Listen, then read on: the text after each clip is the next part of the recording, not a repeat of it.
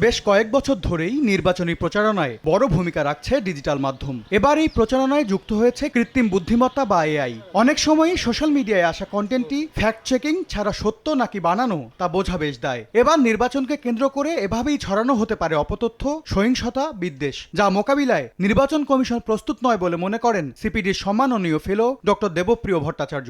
এই মাধ্যমে যেভাবে বিদ্বেষ এবং ঘৃণা প্রচার করা হয় এবং এই ঘৃণা, বিদ্বেষ এবং সহিংসতা আমাদের যে ব্যক্তি জীবনে, প্রকৃত জীবনে প্রতিফলিত যেভাবে হয়, এইটার নিয়ন্ত্রণ করার মতো কোনো ধরনের উদ্যোগ, সক্ষমতা, এমনকি ইচ্ছাও নির্বাচন কমিশন দেখাতে পারছে না। ইস্তেহারে পরিষ্কারভাবে এই ডিজিটাল সুরক্ষার ব্যাপারে কি কথা বলছেন, এটা আমাদের ভালো করে আদায় করে জেনে নিতে হবে।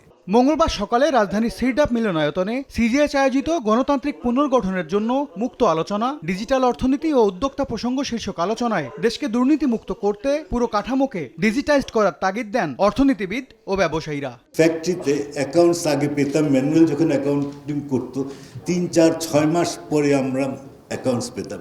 এখন কিন্তু মাসের 7 দিন পরেই অ্যাকাউন্টস পেয়ে যায়। এআই দিয়ে যে মানুষ অনেকভাবে নিজের ব্যবসাটাকে বোঝাতে পারছে, কিন্তু আবার ক্ষতিগ্রস্তও হচ্ছে। তো এই নীতিমালাগুলো যদি মানে ঠিকঠাক মতো হতো, তাহলে হয়তো বা আমরা এটাকে আরও সুন্দরভাবে এগিয়ে নিয়ে যেতে পারতাম। লেবার মার্কেট থেকে যদি আমাদের এডটেকটা, education in technology, does not necessarily mean it has to be only CSE, computer science. No, in all branches of education এটা দরকার পড়বে। এ সময় সাইবার নিরাপত্তা নিশ্চিতে দেশেই সফটওয়্যার তৈরির তাগিদ দেন এনবিআর এর সাবেক চেয়ারম্যান। আর ব্যবসা সম্প্রসারণে ঋণ বাধা দূর করার তাগিদ দেন উদ্যোক্তারা।